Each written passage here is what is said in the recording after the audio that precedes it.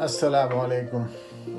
آج کی گفتگو میں اپنے ان انٹرسٹ اور اپنے ان چیزوں کے بارے میں کروں گا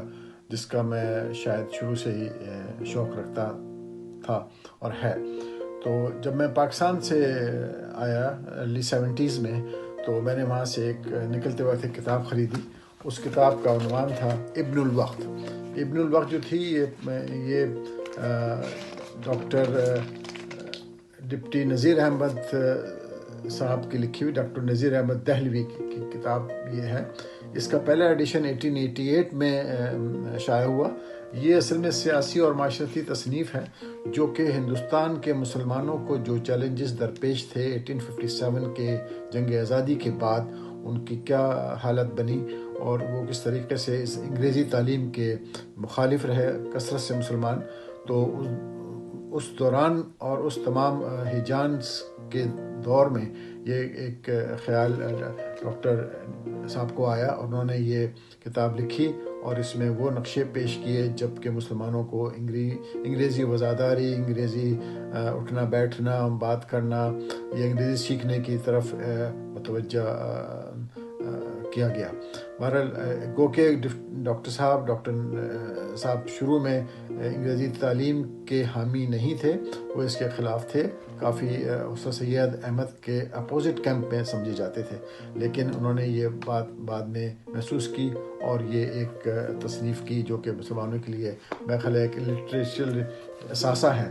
اس کی جیسے میں نے پہلے بتایا کہ یہ 1888 میں پہلا ایڈیشن آیا اور اس کے بعد یہ 1970s کے شروع میں یہ دوسرا ایڈیشن آیا جو کہ میرے پاس ہے اور میں نے وہاں سے خریدی۔ یہ 6 روپے کی اس کی قیمت تھی اس وقت میں، اور یہ اب میں نے اس کو پڑھا اور یہ میں نے ہارڈ بیک میں اس کو اپنے پاس محفوظ کیا ہوا ہے۔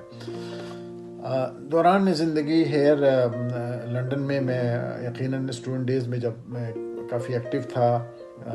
کالج کے پڑھائی کے علاوہ سوشل ایکٹیویٹیز میں، مشاعروں میں جانا، ڈیبیٹس میں جانا یا اسٹوڈنٹ ایکٹیویٹیز میں حصہ لینا۔ پاکستان اسٹوڈنٹ فیڈریشن یہاں ہوا کرتی تھی، غالباً ابھی بھی ہوگی، جس کے اندر میں کافی پولیٹیکلی ایکٹیو رہتا تھا۔ تو وہ بہت مشاعرے وغیرہ آرگنائز کیا کرتی تھی، وہ آرگنائزیشن جو تھی پاکستان اسٹوڈنٹ فیڈریشن کی۔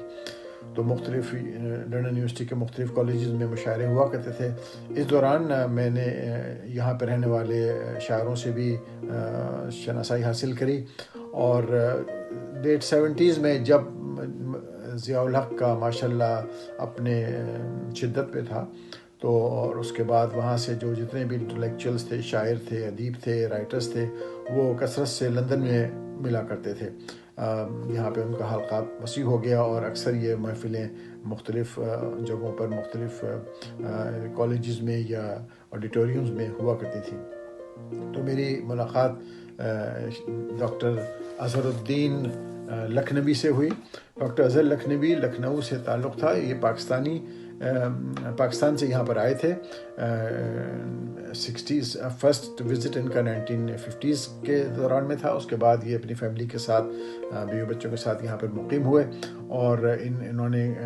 کافی مقبولیت پائی لندن کے شعراء میں، مشاعروں میں بہت مقبول شاعر ہے، اور ان کا ایک مخصوص انداز تھا ان کے پڑھنے کا جس کو میں کاپی تو نہیں کر سکتا، لیکن ان کی شاعری یقیناً ایک دلچسپ تھی اور اس میں مجھے کافی دلچسپی رہی ہے۔ اب میں آپ کو کچھ اس میں سے شعر سناتا ہوں، دیکھیے اگر آپ کو پسند آئے۔ یہ لکھتے ہیں، ایک ان کا بہت مقبول غزل ہے، میں ترنم سے کوشش کرتا ہوں ترنم سے پڑھوں، لیکن اگر کچھ غلطی ہو جائے تو معاف کیجیے گا۔ کیسا رشتہ کیسا ناتا، کیا اپنے اور بیگانے لوگ، حالات برے جب ہوتے ہیں تب جاتے ہیں پہچانے لوگ، دیوانہ حق دیوانہ میں، دیوانہ زر دیوانہ حسن، آتے ہیں نظر اس دنیا میں کیسے کیسے دیوانے لوگ، جب اوج پہ قسمت ہوتی ہے انساں ہے کہ انمول رتن، تقدیر جو بد ہو جاتی ہے بک جاتے ہیں آنے آنے لوگ، میں دینے میں جب ساقی کی نیت میں فطور آ جاتا ہے چپکے چپکے چوری چوری بھر لیتے ہیں پیمانے لوگ، یاروں نے اگر نہ پہچانا حیرت کی تو کوئی بات نہیں، جب وقت برا آ جاتا ہے بن جاتے ہیں انجانے لوگ، کہتا ہے جو مجھ کو دیوانہ وہ خود ہی ایک دیوانہ ہے، آتے ہیں نظر دیوانوں کو دنیا میں سبھی دیوانے لوگ، غیروں نے اگر دکھ پہنچایا تو کیا کوئی گلہ کی بات نہیں، کیا کہیے گر دکھ پہنچائیں خود جانے اور پہچانے لوگ، دنیا میں کچھ ایسا کام کرو ہر شخص ہمیشہ یاد کرے، مرنے پہ لہو کی سرخی سے تا عمر لکھیں افسانے لوگ، صد شکر دیار غیر میں بھی آج احباب سجاتے ہیں محفل، کیا کم ہے نظر آ جاتے ہیں کچھ جانے اور پہچانے لوگ، ممکن ہے میرا میخانہ بھی بن جائے خدا کا گھرانہ اظہر، ایسی بھی گھڑی تھی پیتے تھے کعبے میں کبھی پیمانے لوگ۔ یہ ان کی ترجمان زندگی کی ایک غزل تھی جو میں نے آپ کو بھی پڑھ کے سنائی ہے۔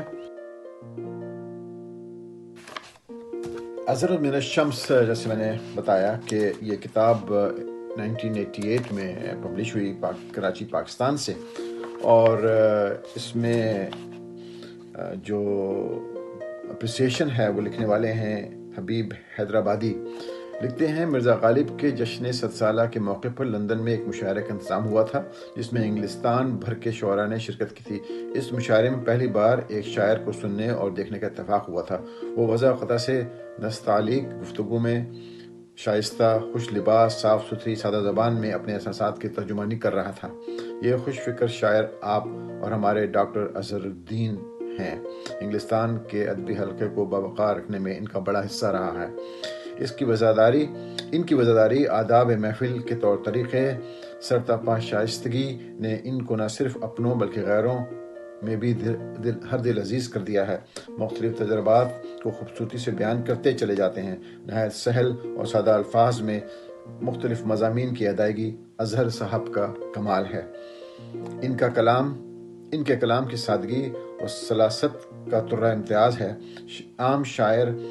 مشاعرہ ہو یا خاص، ان کے اشعار اور آواز میں وہ جادو ہے کہ چھوٹی سے چھوٹی محفل میں بھی بہت بڑا مشاعرہ تخلیق ہو جاتا ہے۔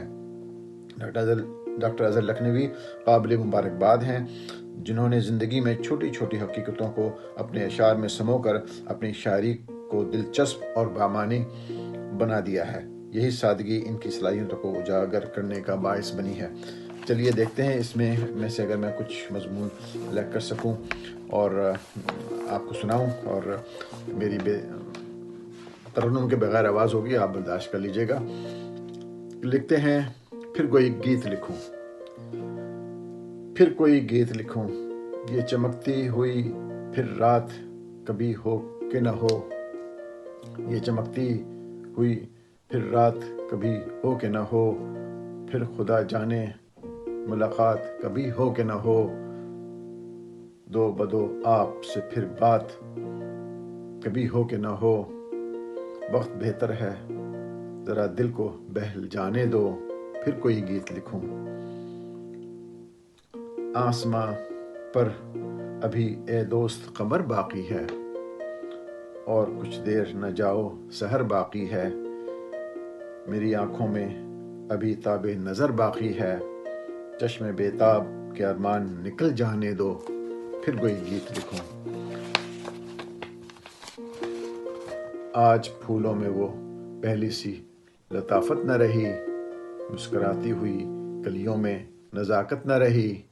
باغباں کو بھی گلستاں سے محبت نہ رہی، باغ ہستی کی کڑی دھوپ کو ڈھل جانے دو، پھر کوئی گیت لکھوں، پی رہا ہے لہو انسان کا انسان اب تک،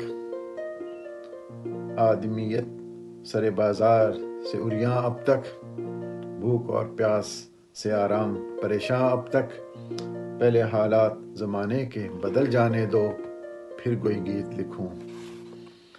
اپنی ہستی بھی بتائے کوئی کیا ہستی، بھوک ننگ سے شب و روز जिसे डसती भूख नंग सी सबो भूख नंग सी शबोरोज जिसे डसती किस्सा ज़ीस्त का अनवा अभी पस्ती है किस्सा ज़ीस्त का अनवा बदल जाने दो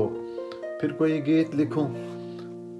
आज कुछ और ही अंदाज में है मैं नोशी रिंद बेताब नज़र आते हैं खामोशी है रिंद बेताब नज़र आते हैं खामोशी है बज़्म की खैर व साकी को भी बेहोशी है दो घड़ी के लिए साकी को संभल जाने दो फिर कोई गीत लिखूं जिस तरफ देखिए फैली हुई बेकारी है ज़ीस्त बेचारे गरीबों पे बहुत भारी है मुल्क में साबक़ा दस्तूर अभी जारी है मुल्क का साबक़ा दस्तूर बदल जाने दो फिर कोई गीत लिखूं क्या सबब है कि ज़माने में कोई शाद नहीं जुर्म की कैद नहीं कत्ल की फरियाद नहीं मुल्क आज़ाद है लेकिन कोई आज़ाद नहीं फिर इंसान को ग़ुलामी से निकल जाने दो फिर कोई गीत लिखूं कहीं रिश्वत कहीं चोरी कहीं अय्यारी है इस्मतें बिकती हैं हर सिमत सयाकारी है आज इंसान को इंसान से बेजारी है पहले इंसान के अमाल बदल जाने दो फिर कोई गीत लिखूं अपने होठों को हर एक हाल में सीना होगा जहर भी सामने आ जाए तो पीना होगा हुक्म हाकिम है इस तरह से जीना होगा ऐसे है काम के औराक को जल जाने दो फिर कोई गीत लिखूं राह क्या जानिए हमवार मिले न मिले राह क्या जानिए हमवार मिले या न मिले फिर कोई साहिब गिरफ्तार मिले या न मिले मुझको अजहर सा कोई यार मिले या न मिले सोहबत यार में कुछ वक्त निकल जाने दो फिर कोई गीत लिखूं